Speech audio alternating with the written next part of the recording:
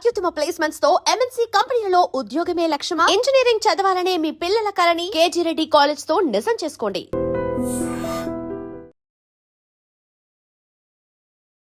Big breaking అందుతోంది.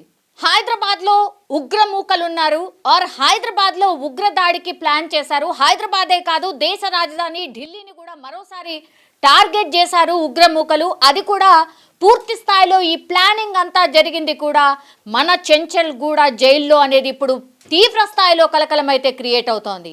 చెంచల్గూడ జైల్లో ఈ పూర్తి స్థాయి ఉగ్రదాడికి సంబంధించిన ప్లానింగ్ జరిగినట్టుగా నిఘా వర్గాల నుంచి ఇక్కడ చెంచల్గూడ జైలుకి సంబంధించిన సిబ్బందికే కాదు, పూర్తిగా రాష్ట్ర ప్రభుత్వానికే ఇంటెలిజెన్స్ ఒక హెచ్చరిక అయితే జారీ చేసింది. అందులో భాగంగా పూర్తి స్థాయిలో అలర్ట్ అయిపోయిన సిచ్యువేషన్ని మనం చూస్తూ ఉన్నాం. ఎక్కడెక్కడ ఏంటి ప్లానింగ్ జరిగింది అని కూడా పూర్తి స్థాయిలో చెప్తూ ఉన్నారు. ఏ ఏరియాని టార్గెట్ చేశారంటే మూసరంబాగ్, సైదాబాద్ అండ్ మలక్పేట్. ఇవి చూడండి, పూర్తి స్థాయిలో ఇక్కడ ఎక్కువగా పబ్లిక్ ఉండేటటువంటి ప్రాంతాలు ఇవి. అండ్ కిక్కిరిసిపోయిన ప్రాంతాలే ఎప్పుడు కూడా ఉగ్రమూకలు టార్గెట్ చేస్తూ ఉంటాయి. అందులో భాగంగానే పూర్తి స్థాయిలో చెంచల్గూడ జైల్లోనే ఈ ఉగ్రదాడికి ప్లాన్ చేసినట్టుగా క్లియర్ కట్గా ఇప్పుడు ఇంటెలిజెన్స్ రిపోర్ట్ మన రాష్ట్ర ప్రభుత్వానికి అందింది. ఈ 3 ఏరియాలే టార్గెట్ చేశారు. ఈ 3 ఏరియాలే ఎందుకు అనేది కూడా పూర్తి స్థాయిలో ఇన్వెస్టిగేషన్ ఒకవైపు నడుస్తూనే అక్కడ నిఘాని పెంచారు అధికారులు. అండ్ పోలీస్ శాఖ కూడా పూర్తిగా అప్రమత్తమైనటువంటి సిచ్యువేషన్ అయితే కనిపిస్తోంది. అండ్ ఢిల్లీలో నవంబర్ 10వ తారీఖున ఎల్ఈడి బాంబ్ బ్లాస్ట్ జరిగింది. మనకు తెలుసు 12 మంది అందులో చనిపోయినరు. అంటే దానికంటే డబుల్ త్రిబుల్ చాలా మంది గాయాలైనటువంటి పరిస్థితి.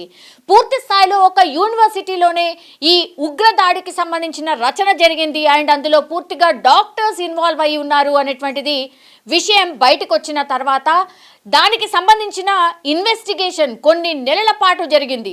ఈ ఉగ్ర దాడికి సంబంధించిన రచన ఢిల్లీలో జరిగినటువంటిది ఏదైతే ఉగ్రదాడి ఉండేనో దానికి సంబంధించి ఒక యూనివర్సిటీలోనే డాక్టర్స్గా చదువుతున్నటువంటి వ్యక్తులు, డాక్టర్ వృత్తిలో ఉన్నటువంటి వ్యక్తులు పూర్తి స్థాయిలో ఈ ఉగ్ర దాడిలో మెయిన్ భాగస్వాములు అయి ఉండడం, తర్వాత విచారణ జరిగే కొద్దిగా విస్తుపోయే విషయాలు బయటకు వచ్చిన సంగతి మనందరికీ తెలిసిందే.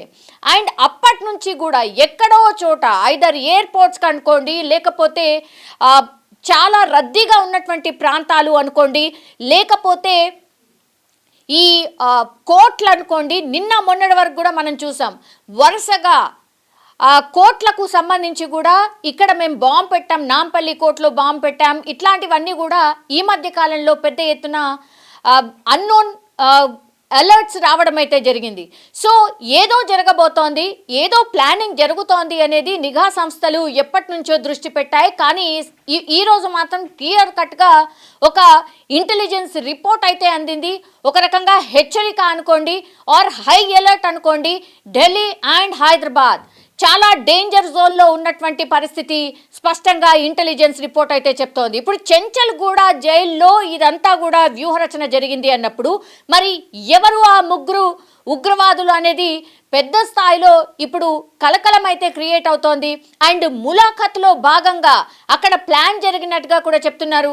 చెంచల్గూడ జైల్లో జరిగిన ఉగ్ర కుట్ర కాబట్టి అక్కడ ఎవరెవరు వస్తున్నారు, ఎవరిని కలుస్తున్నారు, సీసీ ఫుటేజ్ కూడా ఉంటుంది కాబట్టి ఆ సీసీ ఫుటేజ్లో పూర్తి స్థాయిలో ఎవరిని కలిశారు, అనుమానితులు ఎవరు, ఈ 3 ఉగ్రవాదులు ఎవరు ఉన్నారు అనేది కూడా పూర్తి స్థాయిలో ఇంటెలిజెన్స్ రిపోర్ట్ అయితే సేకరించినట్టుగా కూడా చెప్తున్నారు. ఇప్పుడు ఈ 3ని చెంచల్గూడ జైల్లోనే ఉంచుతారా లేకపోతే ఢిల్లీకి షిఫ్ట్ చేస్తారా అనేది అతిపెద్ద చర్చ.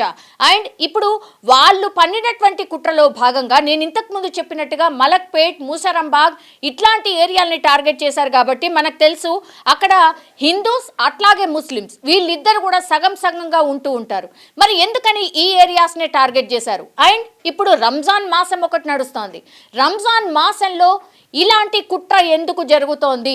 ఒకటి, కమ్యూనల్ వైలెన్స్కి దారి తీయడానికే ఈ ఉగ్ర కుట్ర చేశారా అనేది కూడా పెద్ద స్థాయిలో ఇంటెలిజెన్స్కి సంబంధించిన వర్గాలు కూడా అతిపెద్ద ప్రశ్నను లేవనెత్తుతున్నాయి. ఇప్పుడు హైదరాబాద్ అండ్ ఢిల్లీ టార్గెట్ ఉంది.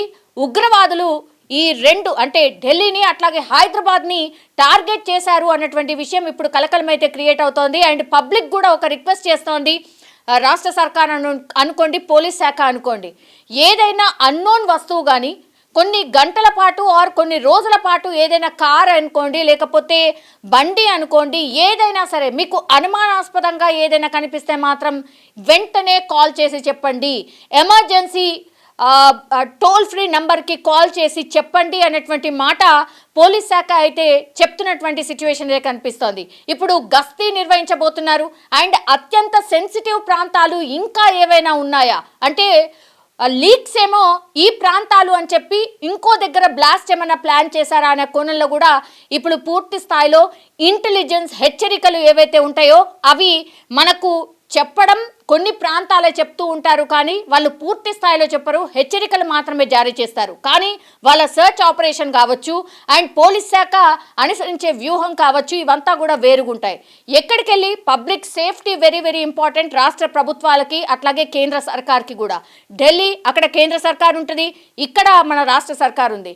ఎందుకని ఎప్పుడు ఇవి రెండే టార్గెట్ అవుతున్నాయి, ఏం జరిగి ఉంటుంది అనే కోణంలో అయితే పూర్తి స్థాయిలో విచారణ అయితే స్టార్ట్ చేశారు. అట్లాగే హై అలర్ట్ అయితే ఇప్పుడు హైదరాబాద్లో అట్లాగే ఢిల్లీలో కొనసాగుతోంది.